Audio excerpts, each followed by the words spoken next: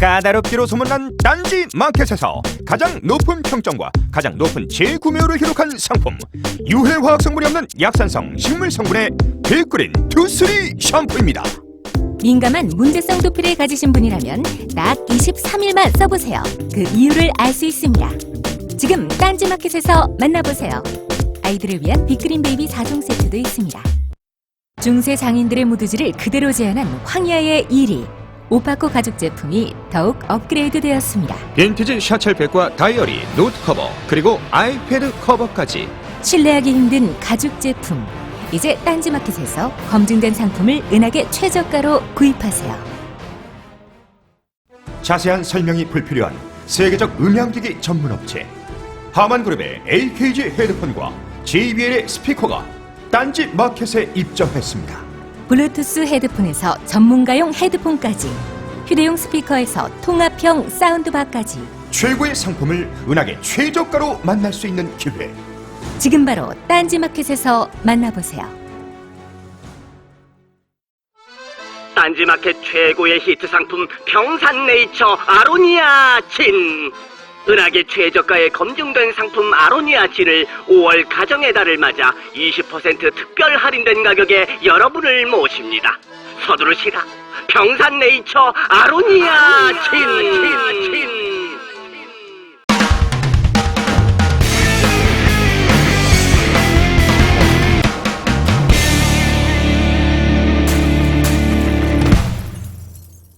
안녕하세요. 김호준의 KFC 제 12회 시작하겠습니다.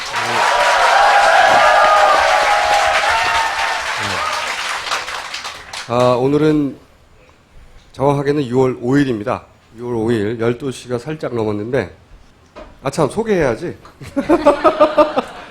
한 달 이상 쉬고 2주 전부터 오늘은 꼭 나가야 되지 않겠냐며 계속 문자를 보내온 계속 통화 좀 해. 이런 문자를 보내왔던 정청래 의원 나오셨습니다. 네, 오랜만에 뵙습니다. 참 겸손인 선거 전문가 정청래입니다. 반갑습니다. 그리고 요즘 각종 게시판에서 이 여자는 누구냐며, 심지어는 보수 사이트도 아니죠. 하여튼 이상한 사이트에서조차, 일모라고 하는 사이트에서조차 이름이 거론되고 있는. 네. 제가 그저께인가 누가 링크를 보내서 봤는데 정말 예쁘지 않냐? 그 사이트에서 올라와 있고 아무런 댓글이 없었습니다. 송채경화 기자입니다. 네. 안녕하세요. 한겨레 21 송채경화 기자입니다. 그리고 이제 곧 떠날 김모엽 기자 나오셨습니다. 너무 짧잖아요. 뭐 어차피 떠날 사람인데. 고맙습니다. 김보엽입니다. 네. 그리고 새누리의 스파이로 지금 의심받고 있는 리얼미터의 이택수 대표 나오셨습니다. 네, 안녕하세요. 반갑습니다. 이택수입니다. 먼저 이번 선거를 특징 짓는 영상 하나를 먼저 보고 본론으로 들어가겠습니다. 영상 먼저 틀어주세요. 비켜주세요.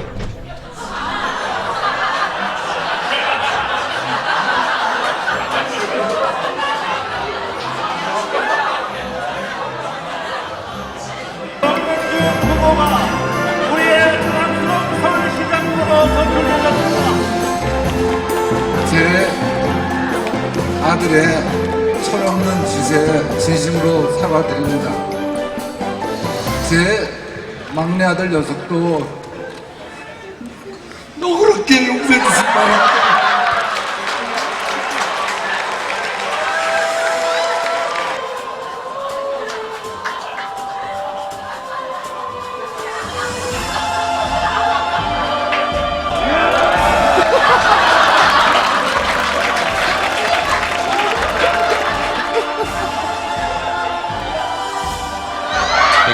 천연 눈물즙만 짜내 만들었습니다. 엄마에게 부드러마자 흘린 그 눈물 맛. 몸지지.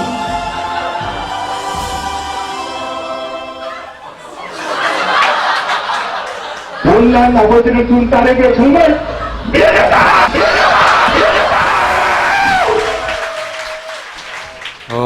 저희 벙커 TV에서 만든 건데 이게 점점 잔인해지고 있어요. 이번 선거를 이제 적어도 서울에서는 서울 선거를 특징 짓는 단어를 생각해 봤는데 한 단어로 하자면 집이 아니었나? 집.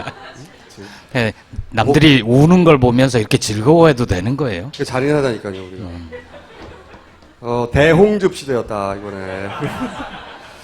보수 후보들은 하나같이 대통령부터 사실은 쭉쭉 흘려주셔가지고. 그리고 또 하나 특징은 가족 선거였어요, 가족 선거. 그죠? 적어도 서울에서는 이 가족이 승패를 결정했다. 저는 진짜로 그렇게 생각이 들더라고요. 고승도, 현재 지금 12시 기준으로 조희연 후보가 당선 유력 시대죠? 네, 그렇습니다. 네, 유력 시대죠. 고승도 후보가 큰 일을 하셨어요, 아주. 캔디 효과 아닌가요? 우선, 가족은 건드리지 말라고 그랬는데, 가족이 본인을 건드려가지고. 이분이 얼마나 큰 일을 하셨냐면은, 사실 교육감 선거에서는, 인지도가 아주 높은 고승도 후보, 또 문 후보, 이렇게 해서 1, 2위를 누가 되든 간에 먹는 그런 전략이었던 것 같은데, 고승도 후보 본인이 우선 자기 뒤에 뒤따라오던 문용림 후보를 물귀신 작전으로 본인과 함께 그러면서 동시에 사실은 정몽준 후보가 마지막 주말에 자신의 이름을 언론에 노출시킬 기회를 차단해버렸어요. 정몽준 후보가 큰 피해를 입은 거예요, 사실. 정몽준 후보 입장에서도. 선거 마지막 주말에 막 자기 이름을 내면서 뭔가 치고 나갔어야 되는데 모든 기사를 다 본인 가족 이야기를 도배를 시켜버려서 정몽준 후보가 노출될 기회를 차단해버렸죠. 정몽준 후보도 사실은 박원순 후보는 가만히 있는데 본인들 가족이 나와가지고 셀프 디스를 하는 바람에 자폭을 하셨고 박원순 후보는 본인이 선거운동을 거의 안 한 걸로 제가 선거운동을 한 걸 못 봤어요. 왜요? 배낭 하나 달랑 메고 열심히 돌아다니셨잖아요. 그리고 조희연 후보는 누군지 모르겠어요. 아들들은 눈에 띄는데 가족들이 대리전을 대부분 한 선거였습니다. 네, 선거에서 가족들이 영향을 미치는 걸 어떻게 바라봐야 되는지 좀 잘 헷갈리는 경우가 있는데 사실은 아버지나 뭐 약간 이렇게 자기보다 위에 있는 사람이 어떤 문제가 있을 때는 크게 문제가 되는 것 같지 않은데 유독 자녀 문제 관련해서는 굉장히 큰 문제가 되는 것 같아요. 뭐 자녀 군대 문제라든지 아니면 돈 문제라든지 뭐 말실수라든지 그 자녀가 어떻게 하느냐에 따라서 그 후보에 대한 이미지가 달라진다는 게 어떻게 받아들여야 되는지. 그건 전 자연스러운 것 같아요. 왜냐면은 그 자녀는 그 부모의 인격에 사실은 총합이나 마찬가지잖아요. 반드시 100% 영향을 받았다고 할 수는 없지만 오랜 시간 영향을 받아 만들어진 인격체니까 자녀를 보고 아버지 혹은 어머니의 성격이나 가족의 분위기를 유추하는 거는 자연스러운 일인 것 같아요, 저는. 자식 농사가 제일 중요한 농사라고 그러잖아요. 그리고 편집! 밥상거리 교육 중요하다고 그러는데 그런 걸 가지고 평가를 많이 하죠. 저도 자식 아들 3명 있는데 아들만 셋 있습니다. 잘 키워야 되겠어요. 크게 될 사람인데. 이번 서울의 선거는 적어도 앞으로 이런 선거에 나오실 분들한테 이거 자녀 교육을 잘 해야 되겠다. 굉장히 일깨워준 선거가 아닐까 싶어요. 제가 지금 말해야 돼요?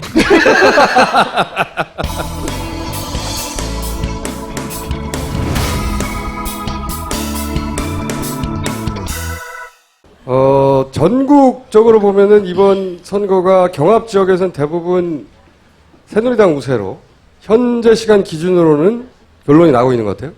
이 대목에 대해서 어떻게 생각하십니까?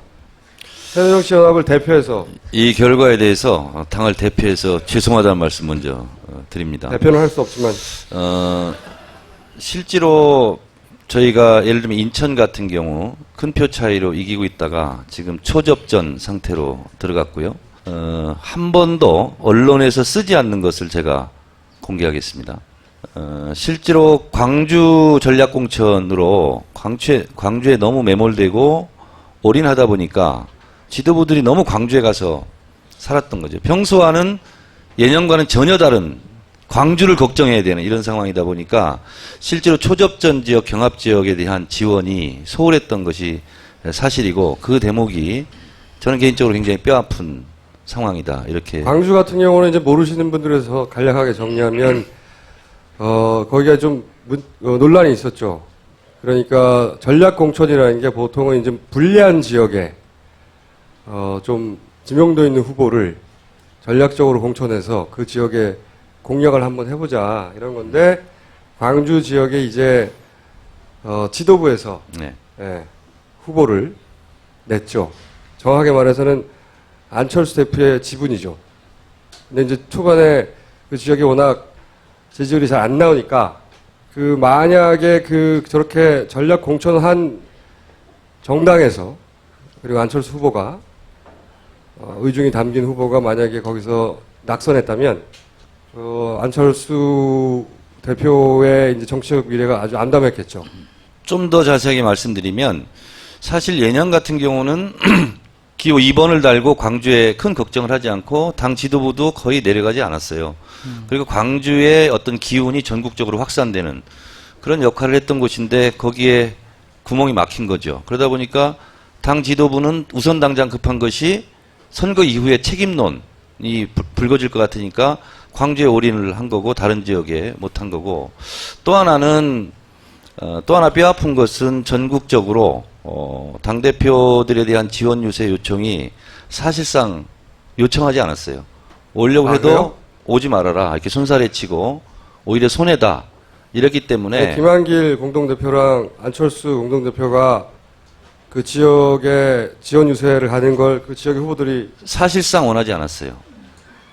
그건 왜 그렇습니까? 박영선 원내대표만 원했죠. 전 지역에서. 박영선 대표를 제가 밀었던 보람이 있어요. 근데, 이래서 왜 그래요? 이상한 선거가 됐고요. 또 하나는 이유가 뭡니까, 이유가?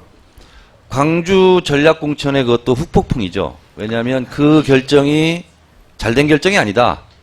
그러다 보니까 다른 지역에서, 예를 들면 호남 지역 유권자가 많은 이런 지역 같은 경우는 사실은 그런 광주나 안산에 대한 전략공천에 대한 분노가 있었거든요. 그러니까 당원들이 당대표가 오는 것을 환영하지 않고 오히려 항의하는 이런 상황이다 보니까 스텝이 2중, 3중으로 꼬여버린 이런 상황도 있었습니다. 그것만이 유일한 원인은 아니겠지만. 그런 건 아니겠지만 어쨌든 당 차원에서 대처할 수 있는 것을 할 수 있는 걸 못했다 하는 차원에 그럼 있고. 전국 지원 유세는 누구누구가 됐나요? 제일 인기가 있었던 것은 박영선이었고 그 다음에 현지에서 연설을 잘한다, 설득력 있게 한다 하는 것은 정동영 선대위원장이었다고 그래요. 의원님은 큰 역할이 없었고. 저는 사실은 우리 마포는 좀 여유가 있어서 저는 사실은 당인이라는 게 그렇거든요. 비판할 때 하더라도 선거는 전쟁인데 어쨌든 우리가 이겨야 되고 그래서 저는 안산에 급파됐었죠. 네. 안산이 어떻게 됐죠, 결과가? 안산이 지금 초박빙이고 현재 상황 우리 당 후보가 1% 차이로 이기고 있고 새누리당 그다음에 현역시장이 무소속 나갔죠. 3등 이런 상황입니다. 그리고 제가 갔기 때문에 이제 이런 상황이다라고 말하기 1%라도 이기는 것은 현재 스코어. 제가 거기 가서 매일 출근했어요. 가서 뭐 하셨어요? 교통정리. 교통정리했어요. 아니 원래 그 선거 전문가예요. 본인은 떨어질 때가 많은데 선거 전문가는 맞습니다. 네. 선거를 정말 많이 치렀고 많이 치러서 도와준 분들이 대부분 낙선했어요.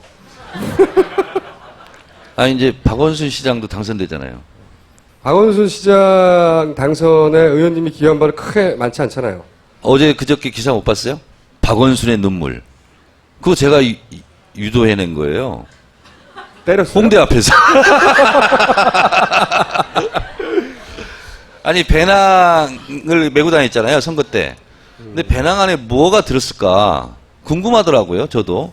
그래서 배낭 안에 뭐가 들었습니까? 하고 이제 꺼내다가 한남동에 칼국수 하는 그 사장님이, 여사장님이 이제 편지를 썼는데 굉장히 감동적으로 썼더라고요. 근데 그 칼국수집에 한번 오셨으면 좋겠다는데 박 시장이 진짜로 갔대요. 그래서 그걸 가지고 이제 의리의리하다, 뭐 의리의 박원순 뭐 이래가지고 했는데, 아니 그걸 읽다가 갑자기 울더라고요. 근데 정몽준처럼 그렇게 좀 자기적이지는 않았어요. 그 결정적 눈물을 제가 이끌어내는 사람이에요. 의원님이 이번 선거에 기여한 것은 배낭을 열게 한 거. 그게 전부이고. 여론 전문가로서는 어떻게 평가하세요? 왜 이런 결과가 나왔습니까? 진보 성향의 그 유권자들은, 세월호라고 하는 어마어마한 참사가 있었고, 그게 이제 민심에 영향을 미쳐서, 특히 40대 앵그리맘들이 표로 말을 할 것이다라는 기대도 있었고, 사전 여론조사도 사실은 그렇게 나쁘지 않았는데. 지난 주말에 이루어졌던 이제 사전투표의 경우에는, 지난 주말은 박근혜 대통령 지지율이 상당히 많이 떨어졌을 때입니다. 실제 그 안대희 지명자가 사퇴하면서 지난주 수요일이었거든요. 그 다음에 목금 조사에서 굉장히 많이 떨어졌습니다. 그리고 나서 바로 주말에 토요일, 일요일 선거가 치러졌기 때문에 그때는 야권의 적극적인 지지층이 투표했을 가능성도 높지만 실제 박근혜 대통령 지지율이 굉장히 떨어지는 상태에서 투표가 이루어졌기 때문에 11.49%의 투표자들은 상당히 야권에 유리한, 그래서 아까 이제 정 의원님이 대기실에서 말씀을 해주셨는데 마포의 경우에도 실제 그 사전투표의 결과는 굉장히 야권에 유리한 그런 결과가 거의 나왔다는 더블 거고. 스코어 네. 정도로 사전투표 개표는 나오더라고요. 근데 이제 이번 주 같은 경우는 박근혜 대통령 지지율이 상당히 많이 회복된 채로 선거가 치러졌습니다. 그때 한 5, 60대가 또 상당히 많이 투표를 한 것으로 나왔기 때문에 그 출구조사 결과는 뭐 7대 10으로 야권이 유리한 걸로 나왔지만 워낙 박빙 지역이 한 7개 지역 됐었고, 또 출구조사도 실제 그 표지 오차 외에 여론사에 응답하지 않는 이제 어르신들이 항상 계셔왔거든요. 그래서 이분들이 한 2%포인트나 한 3%포인트는 숨겨진 표심으로 분류가 되어 왔었습니다. 그래서 많은 전문가들은 아까 6시에 개표 방송이 나왔을 때 실제 팽팽하거나 좀 소폭 새누리당이 앞서는 뭐 9대8 결과를 예상을 했었는데요. 그나마 이제 진보 진영에서 기대를 걸 수 있는 거는 이제 차기 대선 주자군이 일단 광주 시민들이 전략적으로 안철수 대표에 대한 재심을 해준 겁니다. 그래서 박원순, 문재인 그리고 안철수 대표까지 뭐 그 축구 경기로 얘기하면 스쿼드를 잘 이제 짜여 준 거죠. 광주 시민들이. 반면에 정몽준 후보의 경우 이제 거의 패배가 확실시 되고 있는데요. 이번에 낙선하게 되면 이제 차기 주자로서의 그 가치는 많이 떨어질 겁니다. 그렇다면 새누리당에서는 사실 뭐 김무성, 김문수 등으로 지금 이제 차기 주자들이 있는데 야권에 비하면 굉장히 그 스쿼드가 약하다는 거죠. 그래서 차기 이 대선에 있어서는 진보 진영이 굉장히 기대할 수 있겠다라는 평가를 할 수가 있겠고요. 그다음에 서울 같은 경우 이제 박원순 시장이 지금 득표를 상당히 많이 지금 이제 했죠. 그래서 기초단체장을 보면 새누리당 기초단체장 후보들이 대략 지금 득표율이 이 정몽준 후보의 득표율과 거의 비슷한 상황으로 나오고 있습니다. 그래서 이제 박원순 시장이 서울 기초단체장 선거도 굉장히 잘 견인해줬다는 거죠. 박원순 시장이 없었다면 서울도 굉장히 어려운 선거가 될 수 있었는데 그나마 기초단체장을 잘 이끌어줬고요.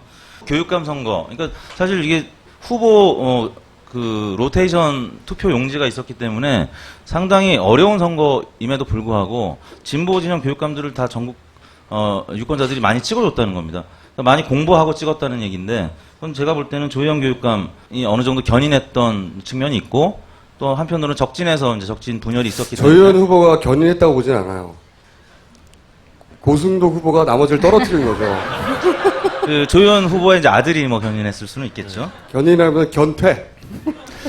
그리고 이제 마지막으로 한 가지만 더 말씀을 드리자면 박근혜 대통령이 앞둔 집권 전반기이기 때문에 항상 집권 전반기 후반기로 나뉘어서 이제 본다면 전반기에 치러진 선거는 항상 여당이 이겼습니다. 한 번 더 이제 유권자들 입장에서는 기회를 주자라는 게 이번에 나타난 것 같고요. 여당에서 나중에 선거 종반에 박심 마케팅을 하면서 한 번 더 기회를 주자. 그리고 읍소 전략으로 나갔었죠. 1인 시위도 했었고 뭐 그런 부분들이 상당히 사실 그 말도 안 되는 전략이라고 봐요. 근데 영향을 많이 미친 것으로 지금 뭐 해석을 한 번 도와주십시오 이거 아니에요. 그렇죠. 근데 그게 먹힌다는 거 어느 정도. 한 번 도와주십시오. 이게 뭐야 이게? 피해자 코스프레잖아요. 한 번 도와달래. 근데 이제 저는 아직 결과가 확정적이지는 않지만 경기와 인천이 새정치민주연합이 지는 걸로 결과가 나온다면 이번 지방선거는 새정치연합의 완패다라고 생각을 하고 역시 박근혜 대통령을 포함하여 새누리당 진영이 세대, 이념 그리고 계층의 아주 강고한 든든한 세력이 늘 버티고 있다 이런 생각이 좀 들어요. 이번 선거에 저는 관전 포인트가 여기에 있다고 봅니다. 서울은 어차피 이기는 게임이었기 때문에 경기도지사, 인천시장, 그리고 강원도지사 여기에 승패가 어떻게 되느냐가 관전 포인트였는데 지금은 상당히 좀 이렇게 암울한 분위기죠. 이기지 못했다면 진 거죠. 하여튼 당을 대표해서 계속 죄송하다는 말씀 드립니다. 강원도 역전 중이에요?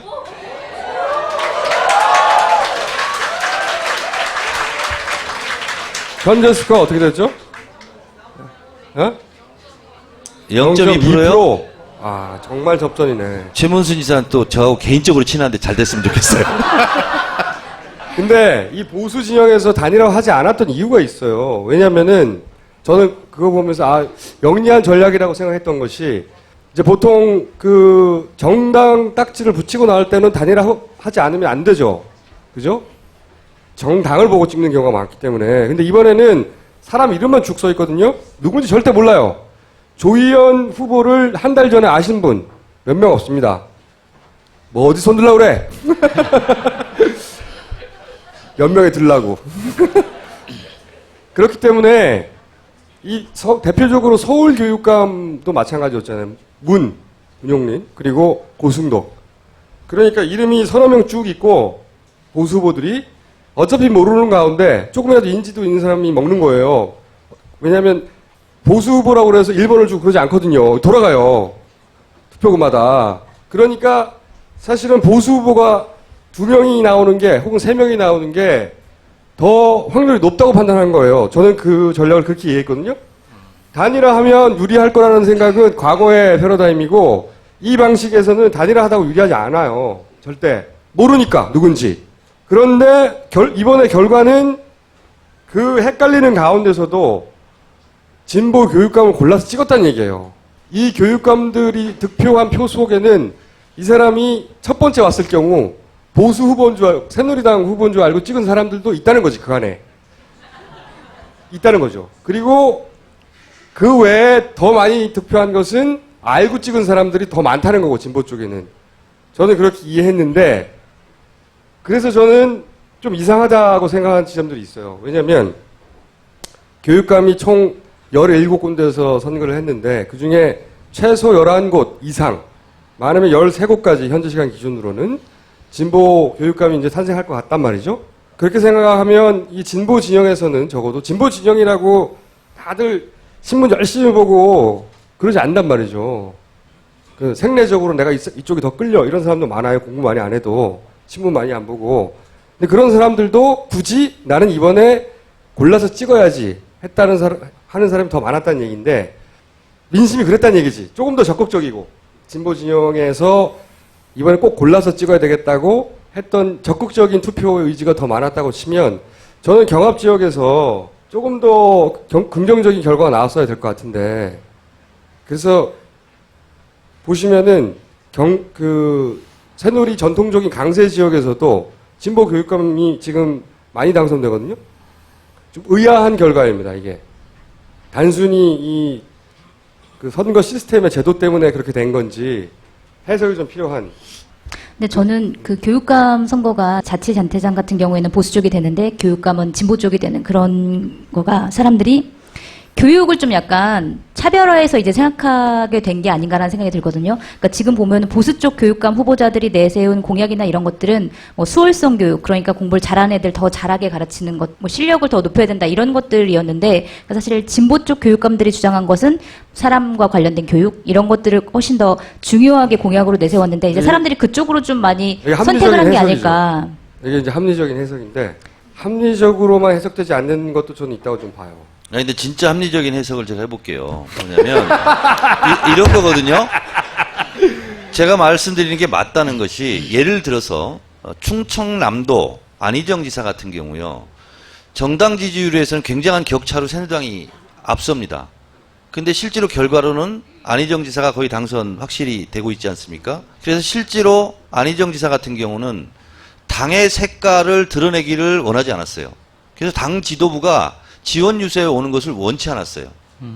그렇기 때문에 개인기로 뚫어보려고 하는 거죠. 그러니까 다시 말해서 이념 대 이념, 기호, 정당 대 정당의 대결이 아니라 어쨌든 본인이 4년 동안 도정을 잘 이끌었던 거에 대한 평가를 받고 싶었던 부분이 많았거든요.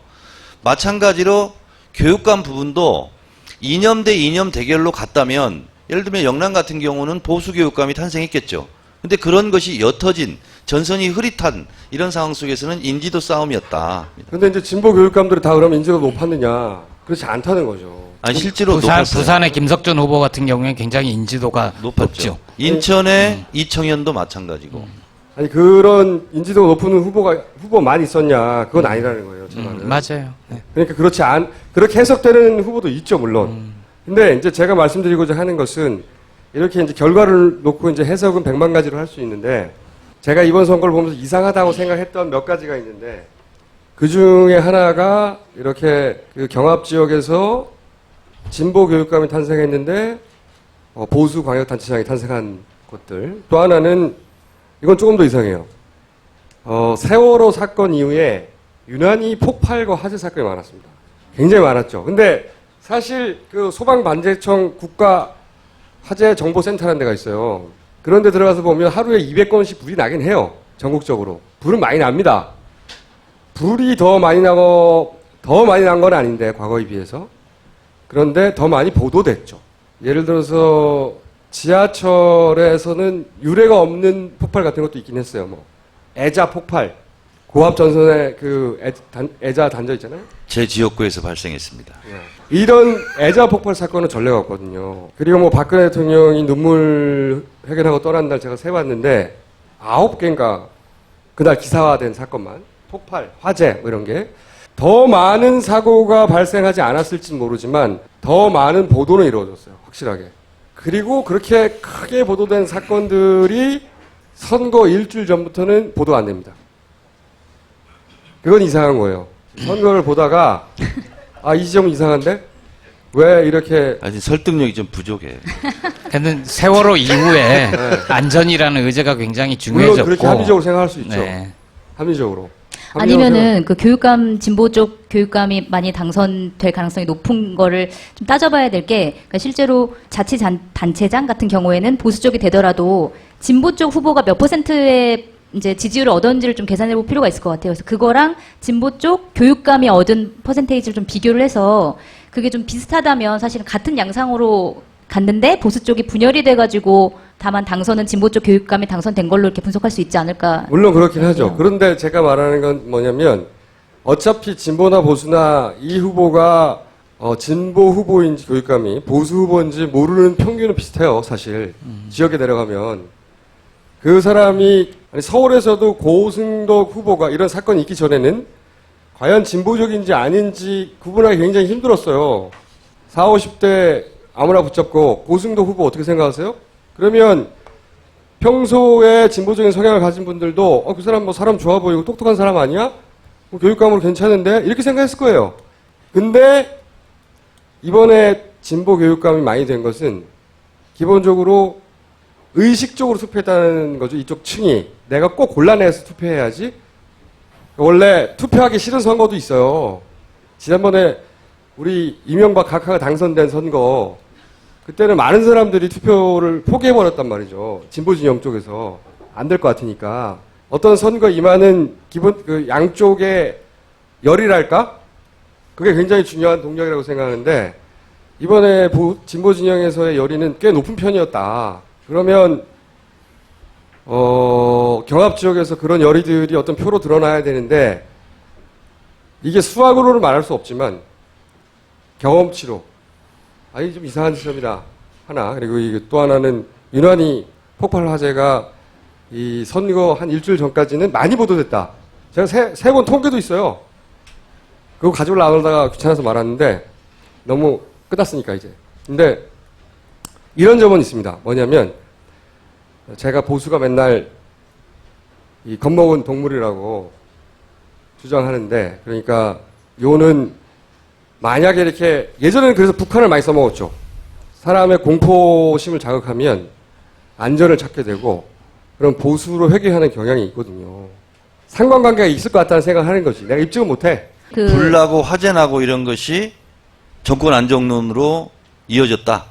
그게 논리적으로는 안 그럴 것 같은데 그런 측면이 있다는 겁니다, 실제. 근데 사실 보도가, 그러니까 뭐 화재 사건이나 아니면 사고나 이런 것들이 보도가 많이 되는 거는 그러니까 의도적이지 않을 수 있거든요. 왜냐면 언론사 같은 경우에는 예를 들어서 사건이 하나 터지잖아요. 그래서 뭐 성폭행 사건이 하나 터지면 사실은 그 뒤에 일어나는 성폭행들은 예전 같으면 보도를 안 했을 텐데 이 사건이 터짐으로 인해서 연계성으로 보도를 하는 경우가 되게 많거든요. 물론 합리적으로 생각하면 그래요, 다. 근데 선거 직전이 되면 선거의 선수들은 작은 요소도 어떻게 선거 영향을 줄까 고민을 하거든요.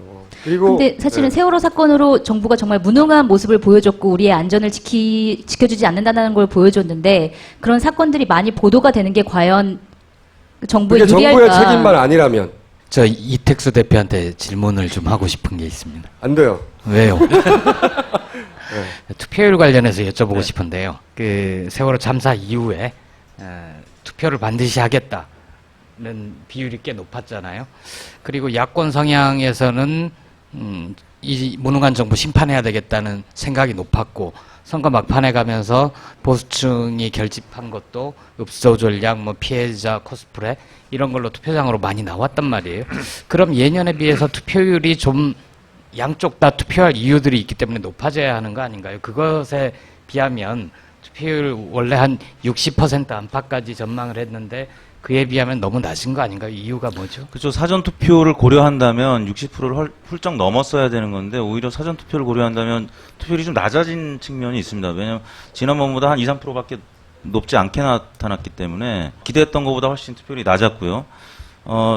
그 야당 지지율도 새누리당 지지율이 떨어질 때 사실 반등을 크게 못했습니다. 그러니까 여야 모두에게 책임을 묻는 유권자들의 표심이 기권으로 나왔을 가능성도 있고요. 제가 아까 교육감제 문제와 관련해서 조금 첨언을 드리자면 여론사 기관 입장에서 보면 이번에 확실히 언더독 효과가 굉장히 많이 크게 작용을 한 것 같습니다. 왜냐하면 지난주에 제가 소개해드렸던 6개 접전 지역들이 다 지금 여야 양상이 지금 바뀌어서 나타나고 있거든요. 그리고 특히 이제 열세 후보들이 많이 따라갔던 측면이 있는데 교육감 선거는 사실 여론조사 보도가 거의 없었습니다. 조희연 후보도 막판에 저희 이제 리얼미터 조사 결과를 많이 뭐 리트윗하고 그래서 홍보를 했었습니다만 그 전에 사실 그 교육감 선거와 관련된 지지율 보도가 없었기 때문에 만약에 보도가 적극적으로 됐다면 보수 진영도 전략적으로 판단을 했었을 거라는 거죠. 그래서 사실상 단일화가 이루어졌을 텐데 지금 뭐 예를 들어 고승덕, 문용린 이 파문에서도 보도된 바가 별로 없어서 누굴 찍을지 몰랐던 겁니다. 그래서 사실상 단일화도 이루어지지 못했고 보수 진영은 또 분열돼 있었고 그런 차원에서 그게 분열이 아니라니까 전략이라니까. 만약에 보수가 원했다면 단일화를 시켰을 거예요. 근데 그 전략이 안 먹혀 들어간 거 아닐까요? 전략이 실패하긴 했죠. 이번에. 그 전략이 실패한 이유를 찾아야 되는 거죠. 그들도 선거 전문가이고 단일화는 진보 진영은 어려워도 보수 진영은 그렇게 어렵잖아요. 마음만 먹으면. 근데 안 한 거거든요. 그러니까 이 선거 제도에 가장 적합하다고 생각한 거예요. 후보가 여러 명이고 어차피 누구지 모르면 그중에 하나만 걸리라. 문용린, 고승덕 둘 다 거의 30% 가까이. 그러니까 둘 중에 하나가 되는 거 1등 이쪽이 안 되더라도 이쪽이 되는 그런 구도로 끌고 간 거 대표적으로. 그러다가 이제 우리 고 후보의 눈부신 활약으로 물귀신처럼 깔아앉은 건데 그건 굉장히 특이한 케이스인 것이고. 그러니까 혹시 그럼 서울의 그 고승덕 그 후보의 그 자녀 사태가 다른 지역에까지 영향을 미쳤을 가능성 없을까요? 예를 들어서 그냥 관심이 없었는데 이 고승덕 후보가 이렇게 하는 걸 보고 아 내가 잘 뽑아야 되겠다 갑자기 이렇게 깨달았다거나 이런 교육감에 대한 관심은 많이 높아졌을 것 같아요. 그 전에 비해서. 성적이 그건 그런 질문은 저한테 좀 해주세요. 제가 이번 선거와 관련해서 세 번째로 이상하거나 불만한 지점이 있어요. 사전 투표를 했잖아요. 지난번에 투표 시간 연장 2시간 절대 반대했죠. 그죠? 굉장히 합리적인 제안인데 그게 새누리당이 불리할 것 같으니까 절대 받아들이지 않았단 말이야. 모든 노력을 다해서. 사전 투표는 했어요. 자연스럽게. 불리하다고 생각했으면 절대 안 했겠죠. 불리하지 않다고 생각한 거예요. 이 제도가. 원래 이런 거 제도 한번 만들면 바꿀 수 없거든요. 사전 투표 했다가 다음부터 사전 투표 하지 말자 이럴 수 없잖아요. 한 번도 자기들이 불리한 걸 받아들인 적이 없는 정치 세력입니다. 그쪽은. 그래서 사전 투표가 된다는 걸 듣고 저는 걱정을 했어요. 뭔가 있지 않을까? 뭔가 있지 않고서는 이렇게 자연스럽게 제도를 받아들이지 않을 텐데 그게 뭔지는 모르겠어요.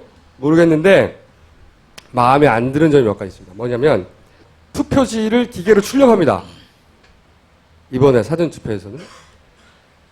그리고 이 투표지를 출력하는 기계 뭐라고 부르는지 모르겠어요. 출력기라고 일단 부릅시다. 출력기. 이건 우선 지문으로 자기 인증을 해요.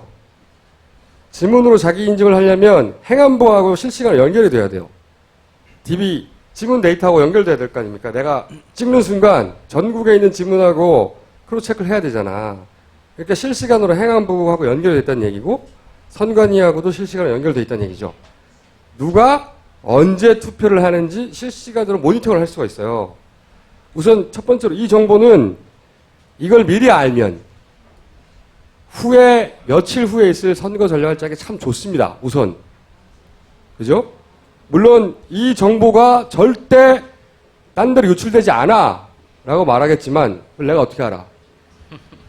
미리 안다면 대충 이 새정치연합처럼 밖에 서가지고 20대를 보는 사람 3명 막 이게 아니고 그거 하거든요. 50대로 보이는데 5명. 여기서는 이렇게 해요. 여기서는 이렇게 주먹구구를 하지만 쟤네들은 실시간으로 정확한 나이와 어디서 사는지와 정확히 알 수 있죠. 전국 어디 가서 투표를 하더라도 그 정보를 알 수가 있고요. 이거 굉장히 중요한 정보죠. 선거 전략을 짜는데 미리 3일 전에 알 수 있는 거야. 3, 4일 전에. 두 번째로는 예전에는 이렇게 했어요. 투표용지를 딱 가지고 와. 그리고 투표용지에서 그 투표용지의 숫자를 정확하게 알아요. 그 투표를 해. 가져가서. 근데 그러면 투표용지 가져온 숫자와 남은 숫자 딱 빼면 투표한 사람이 정확하게 나와요. 이 숫자가 현장에서 정확하게 나옵니다. 그래서 투표한 사람과 기권자 숫자가 투표가 끝나자마자 선관위로 보내지죠. 그래서 선거 끝나자마자 선관위는 데이터를 알 수가 있어요. 전국적으로 몇 %, 계속 실시간으로 나오잖아요. 그리고 마지막에 몇 프로 투표했다가 나오잖아요. 줄 서 있다가 집에 간 사람 빼고는 그거 얼마 된다고 전국에. 혹은 6시 땡 해가지고 보고한 숫자 이후에 온 사람들 막판에 줄 서서 뒤에 있다가 갔거나 줄이 서 있는 그 사람들을 제외하고는 정확한 숫자가 나오거든요. 근데 이 출력지 기계로 출력하는 거는 이미 출력이 되기 때문에 이번에도 대전에서 50장 정도 투표지가 더 추가로 발급이 됐단 말이죠. 강북구 의동에서도 몇 장 더 발급되고 그렇다는 얘기는 이 숫자가 정확하게 안 나온다는 겁니다. 이게 왜 중요한지는 다음 시간에 제가 말씀드릴게요. 이거 굉장히 중요한 거예요. 이 숫자가 정확하게 그 자리에서 안 나온다는 건. 그리고 두 번째로 마음에 안 드는 건 투표함을 복원한다고 하잖아요. 동사무소 혹은 폐쇄 사무실에서 복원하는데 CCTV를 달아놨다고 하거든요. CCTV라는 게 기본적으로 디지털 데이터가 저장되는 거예요. 그렇죠? 나는 디지털 데이터를 믿지 못해. 그런데 그 이외에 3일 동안 혹은 4일 동안 그것이 전혀 그러니까 완벽하게 안전하다고 하는 걸 확인할 수 있는 방법을 새정치연합에서 가지고 있느냐? 못 가지고 있죠. 안산에서 2,000표 차이로 이겼답니다. 이기고 있다? 이겼다. 아, 이겼다. 오케이. 이게 못 가지고 있죠? 무슨 얘기하는지 안 들었어요. 잘했어! 못 가져 있다 이거지. 나는 이게 또 마음에 안 들어요.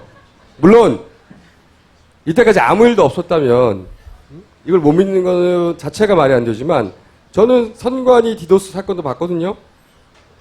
실제로 벌어진 일이잖아요. 그러니까 절대로 그럴 일이 없어. 이렇게 한다면 하는 방법을 보고 싶다는 거지. 세 번째로 마음에 안 드는 것은 여기가 굉장히 중요한데 우리가 이제 개표 기계 많이 봤잖아요. 대선 때 분류기 기계가 박원순 일로 가. 그 다음에 정몽준 절로 가. 그리고 조의원 일로 가고 그리고 고승덕 절로 가. 분류를 한단 말이에요. 그 기계. 지금 선관위에서는 전자개표가 아니라고 그래요. 기계로 분류를 할 뿐. 그죠? 전자적인 개표를 하는 건 아니라고 그러는데 사실은 전자개표가 맞아요. 어떤 의미에서 전자개표가 맞냐면 이 분류를 하는 기계를 제어하는 이 기계가 어떻게 분류를 할지 그 제어를 하는 PC가 달려있다고요. 이 PC의 프로그램에 의해서 이쪽으로 저쪽으로 분류를 하는 거예요. 그러니까 두 개는 하나의 장치라고 봐야 되는 거예요. 전자적으로 걸러내는 게 맞는 거지. 근데 이 연결되어 있는 PC를 이번에 노트북으로 바꿨어요. 레노바 노트북으로 바꿨습니다. 특정 모델로. 그리고 이 노트북은 원격에서 제어가 안 된다고 말을 했어요. 원격으로 제어되면 봅시다. 선거를 하고 있는데 내가 만약에 원격에서 선관위에서 야, 2장 이쪽으로 보내. 이게 가능하다는 얘기니까 원격으로 되면 큰일 나잖아요. 그쵸? 그래서 원격을 안 된다는 걸 보여줘요. 이 처음에 하기 전에 어떻게 보여주냐면 컴퓨터 탁 키면은 앞에 검은 화면 쳐 올라가죠. 검은 화면 올라가면서 뭐 시모스, 뭐 바이오스 이렇게 나오잖아요. 그때 모니터가 있는지, 이 키보드가 연결됐는지, 뭐 하드가 있는지 이런 걸 체크한단 말이죠. 그걸 바이오스라고 하는데 이 바이오스에서 네트워크 카드를 사용하지 않도록 설정했다. 라고 선관위에서 설명을 했거든요. 그럼 보통은 안 돼요. 일반인들은. 그런데 제 불만은 뭐냐면 그럼 애초에 랜카드가 없으면 되잖아. 그럼 랜카드를 빼면 더 단가도 떨어지잖아. 한 7, 8천 원 할 거예요. 단가를 따지면. 근데 처음부터 스펙을 주고 주문한 거기 때문에 빼고 주문하면 훨씬 단가도 떨어지고 해피해. 근데 왜 그걸 굳이 있는 걸 주문했죠? 그리고 왜 못 쓴다고 설정을 하죠? 나 이게 마음에 안 들어요. 그래서 CMOS로 사용하지 않음을 설정하면 과연 원격으로 작동하지 않는 게 확실한 건지 나는 확인해보고 싶은 거지. 그래서 의원님이 개표에 사용됐던 노트북을 하나 좀 들고 와주세요. 시연을 해보게. 네. I don't understand what you say. 나는 이런 점들이 마음에 안 들고 이상해요. 이번 선거에서. 그렇다고 해서 나한테 내 손에 아무런 증거가 없기 때문에 이게 이상하고 이건 뭐 지난번 디도스를 했어. 라고 주장할 수는 없으나 이런 지점들은 구멍이 있다는 거죠. 이 선거가 완벽하게 객관적으로 어떤 문제도 없어라고 말하기에는 난 찝찝한 점이 있는 거예요. 작은 구멍이라도 있으면 얼마든지 파고들었기 때문에 항상. 그래서 의원님이 다음 시간에 이 노트북을 좀 가져와 주세요. 노트북을 가져올지 안 가져올지 제가 판단해 보겠습니다. 참고하겠습니다. 그러니까 의원님이 달라고 하면 안 주나요? 줄 수 있어요. 그죠? 네.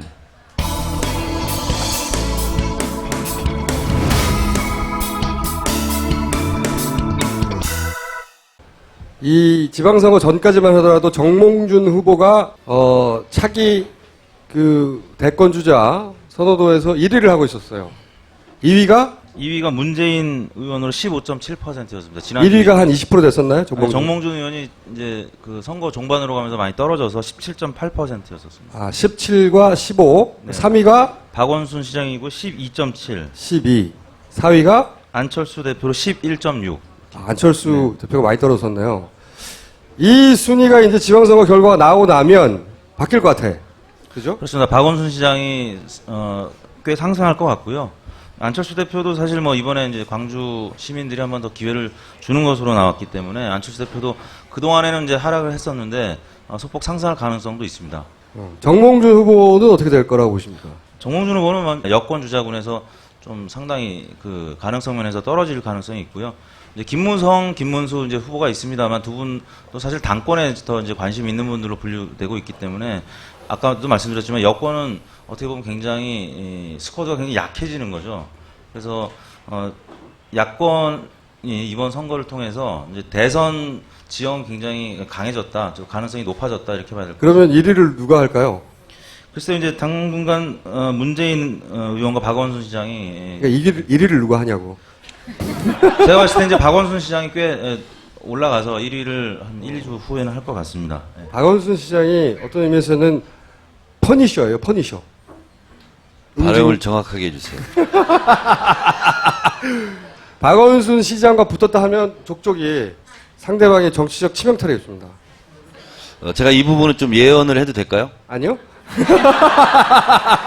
예언하겠습니다. 네. 그 세월호 참사와 지방선거 때문에 여러분 기억에서 멀어졌지만 제가 7%로 무공천이 처리된다 예언한 거 맞았잖아요? 아, 그런 적 있었죠? 가물가물하지만 그랬던 것도 같네요. 네. 네. 정확하게 맞췄어요. 6.88%로 이겼으니까. 그리고 박영선 기억나세요? 무슨 얘기냐면은 그때 무공천이다, 공천해야 된다. 결국은 투표에 붙였어요, 그죠?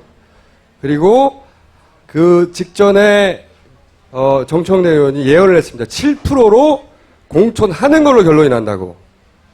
그랬더니 그 다음날 진짜로 거의 7%로 6.88. 6.88. 네. 거의 뭐 신의 경지죠. 그런데요. 그리고 박영선 원내대표 1차 투표도 제가 맞췄어요. 잘했고요. 52표. 네. 이렇게 될 것 같습니다. 지금 일단 안철수 대표는 기사회생했습니다. 광주 시민들이 역시 굉장히 전략적 투표를 한 건데요. 총선 대선까지는 안철수를 활용하자. 그래서 용도 폐기가 폐기됐어요. 그래서 안철수 대표는 기사회생을 했는데 사실상 상처뿐인 영광이죠. 왜냐하면 안철수 대표랑 통합하면서 안철수 대표를 얼굴로 내세워서 이번 지방선거를 치르려고 했는데 그것은 정확하게 안철수 대표 입장에서는 실패한 거죠. 왜냐하면 인기가 높고 선거에 도움이 될 것 같은 경우는 후보들이 제일 잘합니다. 누구 와라, 누구 와달라 이건데 이 부분에 있어서 박영선 원내대표한테 밀렸어요. 그렇기 때문에 광주에서 그런 전략투표가 있었음에도 불구하고 안철수 대표가 전도가 양양한 건 아니다. 이런 거고요. 그리고 저는 사실 그건 좀 그 야권 지지자 입장에서 좀 안타까운 부분이 돼요. 왜냐하면 안철수 대표를 영입해서 사실 이번 선거를 치러보자.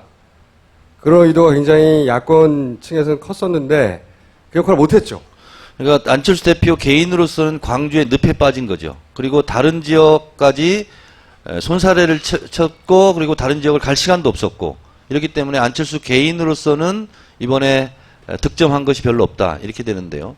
이번에 득점을 야권 대권 주자 중에서 한 분은 문재인, 박원순.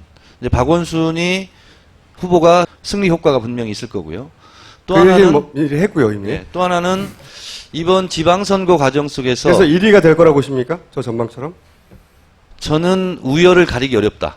문재인과 박원순. 왜냐하면 이번 지방선거에서 안철수 대표는 많은 상처를 받았지만 문재인 의원 같은 경우는 실수 없이 거의 차곡차곡 이렇게 득점한 경우가 있거든요. 그래서 전국을 다니면서 상당히 지지세를 확보한 측면이 있습니다. 그래서 문재인과 박원순이 실제로 1, 2위를 앞으로 그러니까 1위가 누구냐고 1위.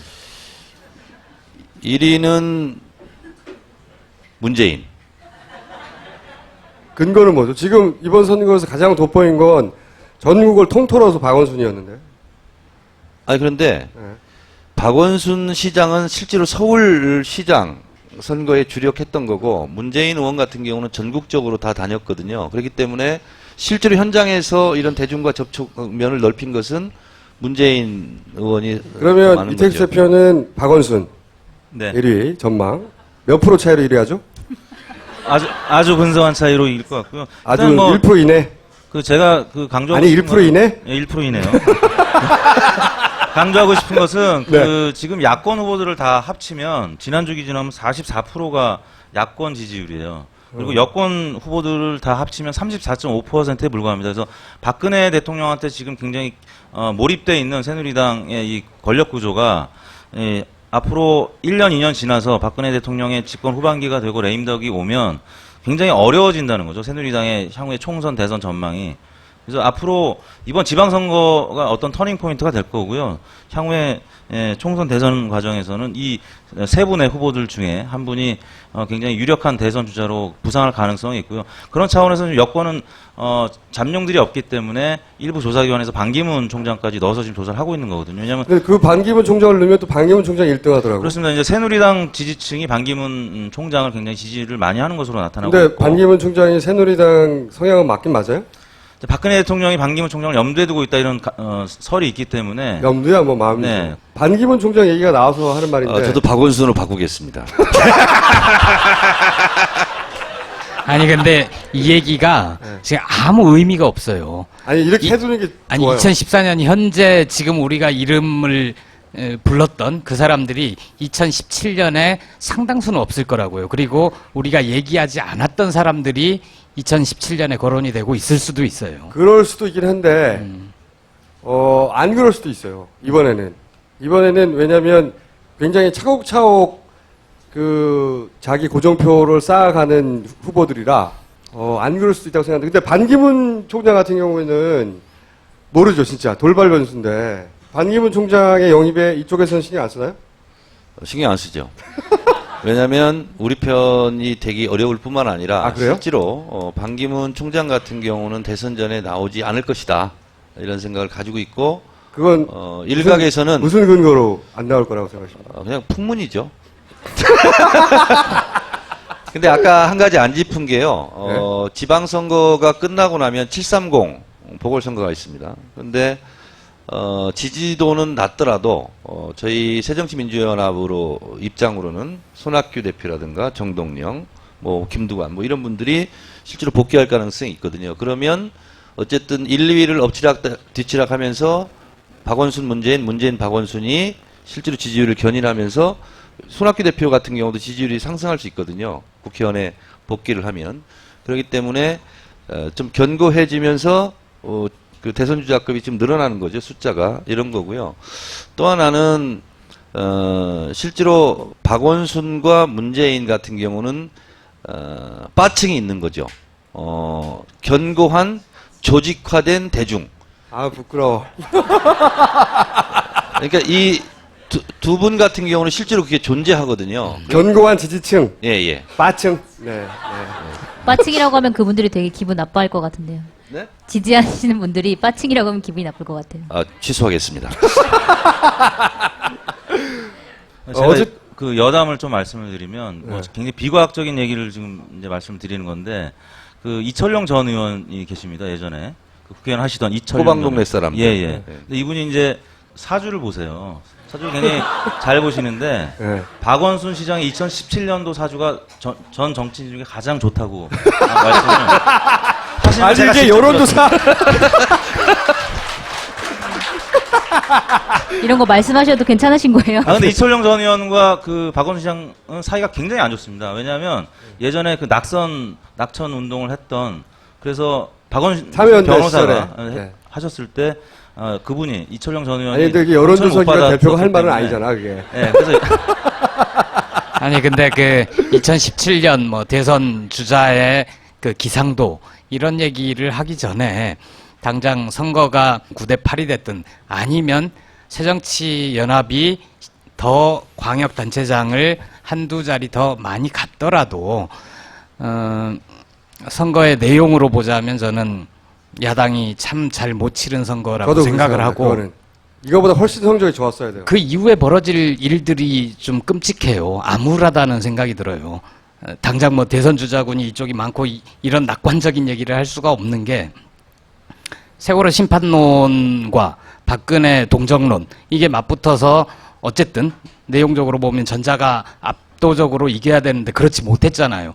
그러면 이 내용을 가지고 현 집권 세력 쪽에서는 세월호 참사에 대한 심판 여론이 높았으나 이제 아직 제대로 진상조사도 하지 않았는데 우리는 사면복권 받았다라고 스스로 해석을 할 수가 있는 거고, 정 의원님이 730 말씀하셨는데 재보궐선거 앞두고 공천권을 누가 행사하겠습니까? 그러면서 박근혜 대통령 중심의 이 친정 체제가 굉장히 공고해질 거란 말이에요.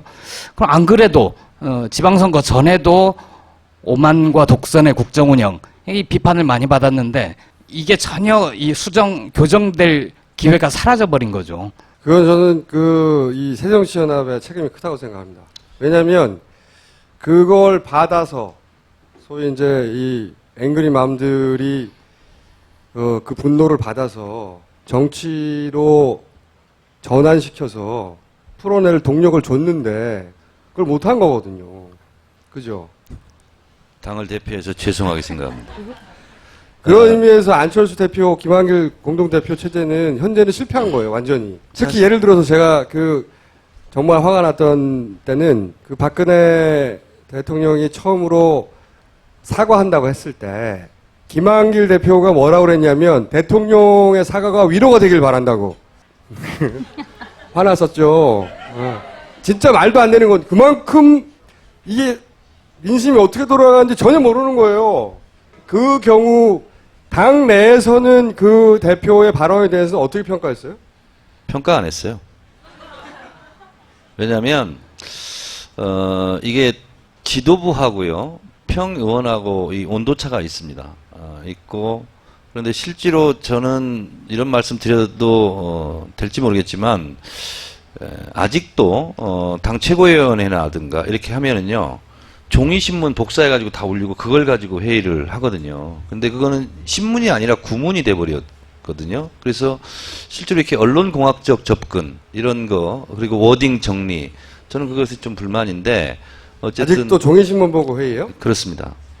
그러니까 아침에 인터넷 여론, 이런 것이 중요한 것이 아니고, 종이신문 조중동 복사, 그리고 한겨레, 이렇게 복사해가지고, 이만큼 두껍게 복사해놓고, 그걸 가지고, 그게 여론의 바로미터인 양 이렇게 보고 있거든요. 근데 지금같이 광속으로 움직이는 이 세상에서 항상 한 발 뒤늦게 가는 거죠. 근데 더 웃긴 건 김한길 대표가 그 다음에 바꿨어요, 또. 그 입장으로 그렇게 사과가 위로가 되길 바란다고, 일종의 자기가 박근혜 대통령과 동등한 자격의 국정 운영을 같이 하는 동반자 코스프레를 한 거거든요. 상대가 저 정도 나와주니까 동반자로서 그 정도 사과는 또 받아줘야 되는 거 아니냐. 자기가 동등하다고 생각하는 거예요. 아무도 그렇게 생각 안 하는데. 근데 더 웃긴 건 그 코스프레를 하다가 확 바꿨어요. 180도로. 다음 날인가? 다음 날 아침인가? 그럴 거예요. 예. 네. 그건 왜 그런 거예요? 잘 모르겠어요. 근데 어쨌든 욕을 전화를 많이 받았나? 아니, 그러니까 판단 미스죠. 그러니까 이런 것 같아요. 제가 당 지도부는 아니지만 어찌됐든 세월호 참사가 발생한 이후로 계속 새누리당 쪽에서 말실수를 했지 않습니까? 그리고 계속 타겟팅이 됐고, 새정치민주연합은 하여튼 정청래를 비롯해서 다 지금 침묵 모드, 그리고 이렇게 추모, 애도 분위기 이렇게 가서 별 실수가 없었어요. 새정치민주연합 의원들 같은. 실수할까봐 아무것도 안 한 거죠. 물 밑에서 많이 움직였어요. 근데 제가 봤을 때는 이게 발이 한번 꼬여서 넘어지면 다시 일어나는 시간도 있고 또 아프고 막 이렇잖아요. 그래서 실제로 광주, 안산 전략공천 그 파문이 너무 컸죠. 그리고 그것이 안철수 대표와의 통합 시너지를 다 날려버리고, 그러면서 선거 전에 들어갔고, 당 지도부는 광주에 올인하고 발이 묶여버리고, 그리고 실제로 최고위원들조차 이렇게 조직화가 되지 않고, 예를 들면 A 최고위원은 어느 지역을 가라, B 최고위원은 어느 지역을 맡아라, 이것도 조차 없었어요. 그래서 일정이 없고 어디를 가야 될지 모르고 이런 상황이기 때문에 초박빙 경합지역 같은 경우는 그런 부분이 상당히 저는 뼈 아프다 이런 건데 중요한 것은 만약에 이번 선거가 새정치민주연합의 패배로 끝난다면 실제로 5월 말 6월 초 6월 1일 실제로 이렇게 판이 뒤집히는 상황을 우리가 알고 있었거든요. 근데 그 시점이 뭐냐면 박근혜 눈물이 있었고 그리고 도와주세요. 광화문 이런 읍소 작전이 있을 때인데 그래서 제가 당 지도부에 제가 전화를 했어요. 이건 심상치 않다. 그리고 새누리당이 멍청한 사람들이 아니고 선거의 전문가들인데 저렇게 하는 것은 표가 나오기 때문에 그렇게 하는 거 아니냐. 근데 일부 이제 시민들이 가서 뭐 웃기고 자빠졌네 뭐 이런 것도 하고 막 그래서 당장은 속은 시원할지 몰랐겠으나 그것이 표에 표심을 실제로 우리 편들에게 2번 찍을 사람들에게 뭐 마음을 움직이지는 않았겠지만 1번을 찍을 사람들에게는 위기감을 불러주기에는 너무나 충분했죠. 그리고 부산에서는 말도 안 되는 짓을 했잖아요. 대통령을 구합시다 뭐 이런 거 했잖아요. 근데 그게 우리 입장에서는 말도 안 되는 거였지만 저쪽 새누리 헷갈리네. 새누리 지지자들에게는 위기감과 그리고 투표장을 불러 이렇게 갈 수 있는 동인이 됐던 거죠. 그런 부분에 대해서 간과했던. 새정치연합은 뭘 했냐 이거지. 뭐 저는 열심히 했어요. 저는 좀 약간 다른 부분에 대해서 분석을 좀 해보고 싶은데 단순히 전략의 문제는 아닌 것 같아요. 새정치연합이 이렇게 좀 만약에 아직 정해지진 않았지만 이걸 패배라고 친다면 패배한 이유가 단순히 이번 지방선거에서 전략을 어떻게 세웠느냐의 문제가 아닌 것 같고 그러니까 사실 세월호 사건으로 많은 사람들이 박근혜 정부에 대해서 실망을 많이 했잖아요. 정부의 무능이라든지 이런 것들을 많이 보고 그랬는데 그래서 대안 세력을 찾았는데 새정치연합의 대안 세력이 아니었다는 거죠. 그럼 왜 대안 세력이 아니냐라는 부분을 봤을 때 저는 새정치연합이라는 당 자체의 정체성이 굉장히 모호하다고 생각을 하거든요.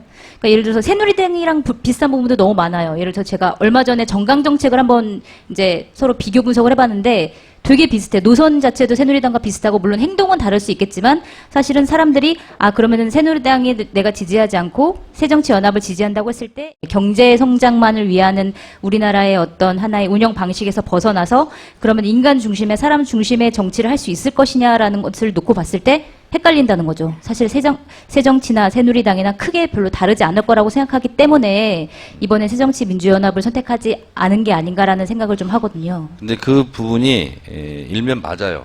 맞는데 예년의 선거와 다른 또 하나의 특징이 이번에 있습니다. 거의 1대1 구도였거든요. 그러니까 그랬죠. 1번과 2번 거의 뭐 3, 4번은 거의 뭐 있어도 이렇게 존재감이 없는 거의 1대1 구도 속에서 치러졌거든요. 그래서 이 1대1 구도이기 때문에 송채경화 기자의 분석이 맞기도 하고 좀 부족하기도 하는데 이런 거죠. 1대1 구도 속에서는 새정치민주연합이 대안 세력이 아니고 마음에 안 들고 부족하더라도 어쨌든 이 진영 대 진영의 대결이 되는 거거든요. 근데 그것을 새누리당은 정확하게 결집을 시켰다라는 거고 저희들은 그런 부분에서 좀 실패를 했다.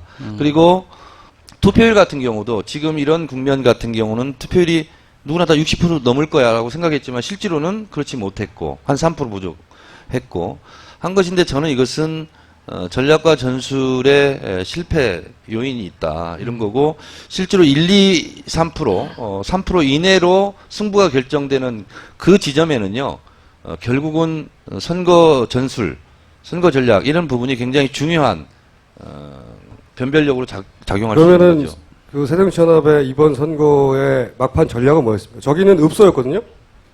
가서 앞뒤 없이 도와달라는 거예요, 그냥 불쌍하게. 그러니까 저는 근데 그게 이제 어느 정도 먹혔다고 치면 저는 개인적으로요 새정치민주연합에서 읍소 작전을 저는 폈어야 된다 이렇게 보고 있습니다. 왜냐하면 읍소 전략을 편다는 것 자체는 상당히 좀 겸손한 접근 이런 자세가 있지 않습니까? 그리고 정말 우리가 지금까지 잘못했는데 앞으로는 박근혜 정부를 충분히 견제하겠다. 그러니까 우리를 미워도 다시 한번 도와달라 이런 읍소 작전을 했는데 내부적으로는 이긴다 이런 부분에 있었기 때문에 읍소 전략 같은 게 안 나온 거죠. 절박함이 부족했다 저는 이렇게 보고 있어요. 그리고 맞나요? 제 분석이? 아니요. 아니요, 그런 측면이 있는 게 제가 이명박 정부 시절에 야당을 출입해 보면 내부에서도 나왔던 얘기가 아직도 여당인 줄 안다. 이런 얘기를 하는 의원들이 많았거든요. 근데 지금도 보면 원래 야당은 반대하는 게 역할이고 반대하면서 싸우는 게 제 역할인데 지금 현재 새정치연합은 싸움을 두려워하잖아요. 싸우려고 하지 않잖아요. 지금 김한길 대표나 지금 지도부는 분위기가 품이 있고 본인들이 품이 있는 대등한 국정 동반자로서 나이스하게 사이좋게 이때까지 당황하지 않고 싸우는 모습만 보여줬는데 그것은 구태이고 신사적으로 합리적으로 말이 되게 이런 게 머릿속에 들어오시는 것 같아. 상대방은 전혀 합리적이지 않은데 1930년대 우리 문예사주 중에서 순수파라고 있었습니다. 대표적인 시인 김영랑 선생. 그때 특징이 뭐냐면 섬세하고 명징한 언어의 조탁이에요. 그러니까 이 최고위원이라든가 대표의 발언들 이렇게 보면은 그 언어의 조탁 이 부분에 너무 이렇게 집중돼 있고 매몰돼 있어요. 그러니까 실제로 그분의 목표가 뭐예요? 김한길 대표의? 본인이 대선 후보가 되는 겁니까? 본인은 대선 주자가 아니라라고 분명히 의총에서 얘기했어요. 그렇기 때문에 사심 없이 일한다 이렇게. 더욱 믿을 수가 없군요. 근데 하여튼 저는 이 정당에 몸담고 있는 국회의원으로서 이번 선거 과정 속에서 우리가 잘할 수 있었음에도 불구하고 그러지 못했던 부분이 굉장히 좀 못내 아쉽고 실제로 몸에 여당기가 많이 남아 있어요. 많이 남아 있다 보니까 우리 걱정하기도 바빠 죽겠는데 여당 걱정하고 막 이런. 이게 김한길 대표를 보면요 계속 박근혜 대통령의 국정 운영을 걱정해줘요. 자기 걱정에 바쁘게, 그러니까 자기도 제대로 못하면서. 저는 그 품이라는 게 도대체 무슨 의미인지 잘 모르겠어요. 물론 국회의원으로서 혹은 뭐 정치를 하는 사람으로서 뭐 행동이 방정해야 되고 이런 품위는 충분히 이해할 수 있는데 사실 정치라는 게 사람들이 대신 싸워달라고 정치인을 뽑은 거잖아요. 나 대신 좀 싸워주세요. 상대방 세력과. 악역한 여자네. 근데 그 싸운 것 자체를 두려워하고 안 하려고 한다는 것 자체가 저는 도저히 이해할 수 없는 부분인 것 같아요. 이게 제가 그 당 내에서는 실제로 별로 인기가 없어요. 왜냐면 처음으로 사실대로 얘기하는 거예요. 당 바깥에서는요? 당 바깥에서도 별로 없어요. 근데 그 이상하게 이렇게 좀 이렇게 정확하게 직접적으로 이렇게 말하는 것을 굉장히 저어하는 분위기가 실제로 있습니다.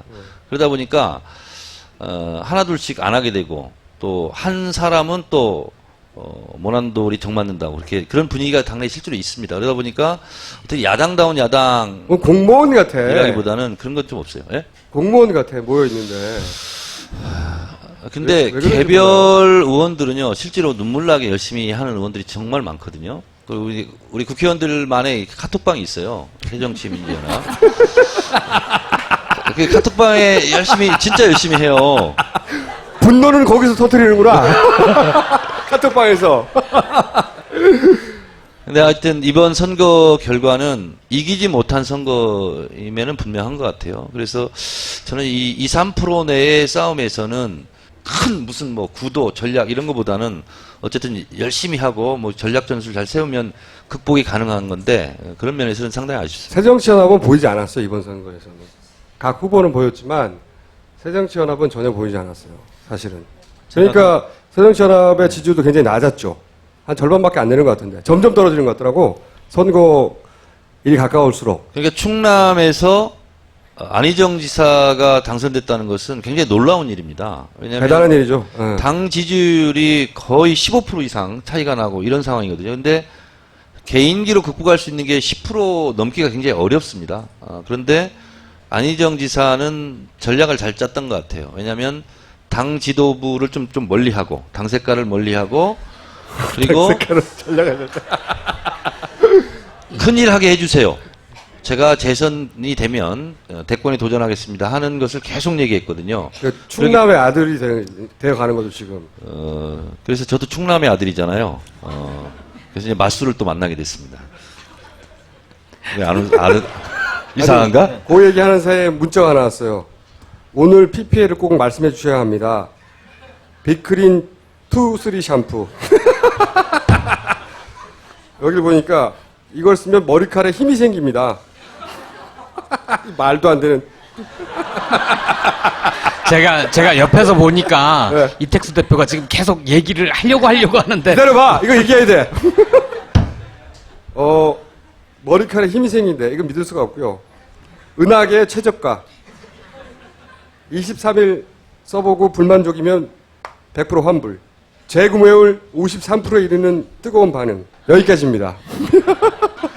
근데 기초단체는- 지금 우리가 얘기 안 한 것 중에서요, 광역단체만 얘기했는데, 실제로 기초단체장 지금 돌아가는 양상은 더 처참한 것 같아요. 서울을 빼고는 어때요?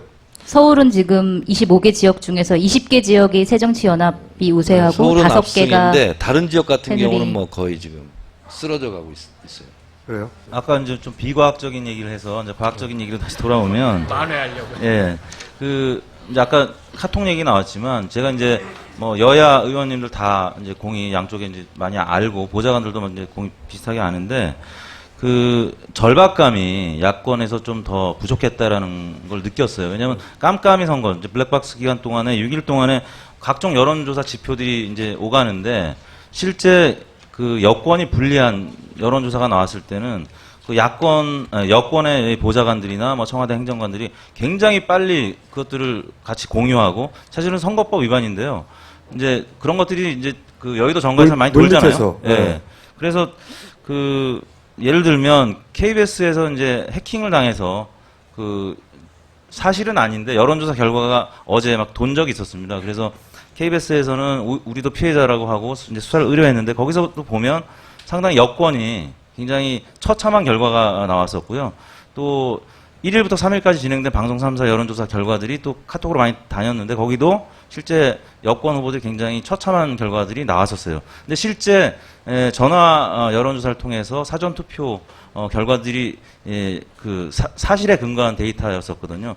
그런 걸 보면 이 깜깜이 선거 동안에 굉장히 여권은 절박하고 또 그걸 많이 유포시켜서 여권 지지층을 최대한 투표장으로 나가게끔 하는 뭐 그런 어떤 동력이 됐다는 거죠. 그래서 그런 차원에서는 야권이 확실히 절박함이 부족했었고 뭐 그런 차원에서 좀 영향을 근데 미쳤을 그건 수도 또 있다. 약간 뭐랄까요? 저는 의심의 눈으로 보는 게 있는데 그렇게 해서 야권을 안심시킨 건 아닐까?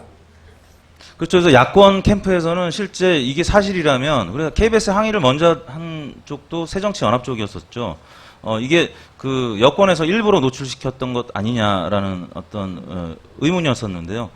실제 굉장히 불쾌했었습니다. 뭐 예를 들면 뭐 송영 기자 캠프나 뭐 안희정 지사 캠프나 굉장히 불쾌했었고 불안해했었습니다. 원래 선거 전에는 자기들이 불리하다고 그래서 자기 쪽에 지지자들 결집시키려고 많이 하거든요. 유리해도 박빙이라고 그러고 아주 원사이드하게 이기면 몰라도 그렇게 하는데 이제 선거 직전에 2, 3일 전까지 뭐 어제까지도 계속 은밀하게 도는 여론조사를 이렇게 받아보면 대부분 야권의 압승이었어요. 근데 그걸 보면서 이거 자체가 의도적인 게 아닌가 싶을 정도로 결과는 사실 전혀 다르게 나왔죠. 근데 그 데이터를 일반인들이 다 보고 투표장으로 나간 게 아니란 말이죠. 그걸 볼 수 있는 사람의 숫자는 사실은 정당에 있거나 혹은 그 뭐 언론 계통에 있어야 그걸 볼 수 있는 거니까. 근데 그런 사람들이 작전을 짜는 거잖아요. 작전을 짜고 사람을 움직일 사람들의 마음을 풀어놓는 거꾸로 작전이 아니었을까 하는 생각도 저는 보면서 했어요. 카톡 부분은 뭐 많은 분들이 본 건 아니지만 KBS의 해킹 그 문제는 일베 보도가 됐었고 게시판에 떴었고 그게 이제 기사화됐었죠. 그래서 많은 분들이 봤습니다, 실제. 그것이 처음 뜬 게 일베라는 것도 저는 이상하고요.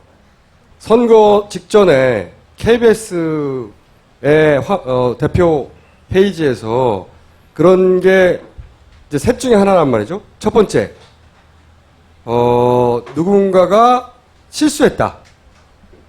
두 번째, 누군가가 의도적으로 그거를 나오도록 해킹했다. 그죠? 세 번째, 진짜 그런 데이터가 있었다. 그러면 진짜 그런 데이터를 미리 그러니까 선거하기 전에 미리 가짜로 이런 데이터, 그러니까 그 부정선거죠. 그런 말들을 하신 분도 있었는데 이런 결과를 만들어 놓고 내일 이런 결과대로 발표할 것이다. 이게 하나가 있는데 이건 가능성이 거의 제로고 실제로 제로였고. 둘 중에 하나잖아요. 조작하다가 실수 펑 나갔어. 아니면 그걸 일부러 누군가가 뜨게 한 거잖아요. 누군가 이제 해킹을 했다고 쳐보자요. 그럼 의도가 있을 거 아니에요. 의도가. 그 해킹의 의도를 생각해보면 그걸 해서 야권에 유리하냐고 여권에 유리하냐고. 기분은 당장 그걸 야권 지지자들이 보고 순간적으로 좋았을지 모르겠으나 그것이 선거에 미치는 영향을 생각하면 야권에 불리한 거예요, 이게. 근데 분명한 것은요, 왜 노출이 됐을까? 이 부분은 이제 수사를 통해서 이제 밝혀져야 안 되는데 밝혀질 거라고 봅니다. 이해할 수 없는 점은 뭐냐면은요, 이 테스트용으로 이렇게 할 때는 가상의 인물로 합니다. 예를 들면 뭐 홍길동, 뭐 성춘향 이렇게 해놓고 퍼센트지도요, 지지율도 10%, 20% 이렇게 써놓는 거거든요. 근데 54.6% 뭐 예를 들면 이렇게는 안 한다는 거죠. 그래서 이 부분은 저는 이해할 수 없어요. 자, 예, 야권의 사실상의 패배 혹은 최소한 승리는 아니다 이렇게 말할 부분이 있고 그리고 지금 이 지도부가 당분간은 가게 되는 거고요, 그죠? 보궐선거까지도 가는 거고 지금과 같은 구조라면 다음 총선까지도 가는 거 아닙니까, 사실상? 그렇지 않습니다. 그렇진 않아요? 네. 내년에 바뀝니까? 1년 임기입니다. 그러니까 내년 3월 달이 전당대회 하게 돼 3월 있어요. 달에. 예. 어쨌든 내년 3월까지는 가게 될 가능성이 높은 거죠, 상당히. 그럴 가능성이 높지 않아야 되는데 높을 것 같습니다. 높지 않아야 된다고 함으로 해서 지도부와 가까워질 수 있는 가능성을 다시 한번. 그리고 그럼에도 불구하고 이제 여론조사 전문 기관의 입장에서 전체 틀을 보는 입장에서는 야권 대권 주자들은 좀 더 선명해졌다. 그리고 아마 눈에 더 잘 띌 것이다. 박원순은 1위 할 것이다라고 전망. 저도 아까 입장 바꿨죠? 1% 내외로 1위 할 것이다. 그럼 2위는 문재인으로 전망하시는 겁니까?